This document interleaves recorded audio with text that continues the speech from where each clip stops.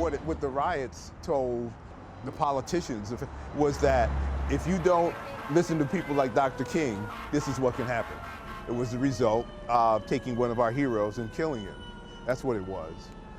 Dr. Martin Luther King, the apostle of nonviolence in the civil rights movement, has been shot to death in Memphis, Sniper's bullet cut down Dr. King as he stood on a hotel balcony in Memphis. Within an hour, Dr. King was dead. When we found out, I mean, we were just quiet. We just stood there and said, my, it was an attack on us all. And it was an example of, even if you were the kind of man that Dr. King was, they'll still come and get you. They don't respect that. We were in class, and I remember the teacher, Miss Pettigrew, she was a vice principal. They came to the loudspeaker and said that there had been some disturbance, that Dr. King had been killed, was dead, and that we need to go straight home. Martin Luther King Jr. was killed tonight in Memphis, Tennessee. Then the news was coming over the television. There were no cell phones back then, about what was going on down in this area. And I began to walk around and begin to see some things that I've never seen. Some of the worst trouble of the day occurred in Washington, D.C., the very heart of the nation. In some Negro ghettos, there was looting, arson, and bloodshed during the night. Some young people were looting. They were breaking into stores and liquor stores and taking things out. Really pretty chaotic. No one expected this to happen. No one prepared for it to happen. On this corner right here was K Jewelers, and K Jewelers burnt to the ground. I mean, the bricks and everything else. You had steel beams basically coming up out of the sky that was bright red orange, that stayed bright red orange for many, many, many days.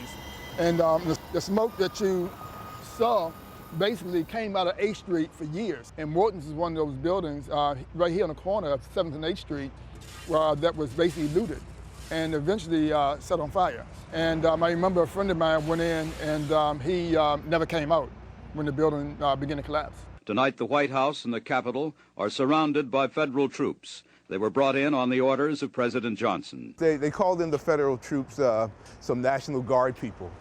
And the National Guard was an interesting bunch. They were lined up here on this street here in the 800 block of 8th Street. You can see them in trucks. It was flatbed trucks.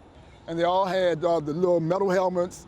They had the long rifles with the bayonets, the knives on top. 4,000 National Guard and federal troops are in this uneasy town tonight. Most are equipped with M16 rifles, helmets, and gas masks. They were young guys from Maryland and Virginia, primarily white, who had joined the National Guard, and then all of a sudden they're given guns and tear gas rifles and told to go into this area and try to bring some semblance of order to it. You could look at their faces, some of them, they were trying to be stern, but there was one period I remember looking at a bunch of them, I said, these are young kids with these guns, my God.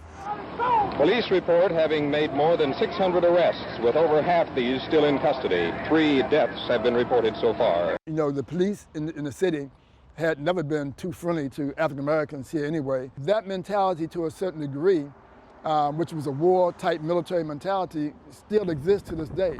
That's one thing that hasn't been cleaned up since our past. The police department has always been hurtful in the African American community, and to this day, the police department is still hurtful to a certain degree in the African American community.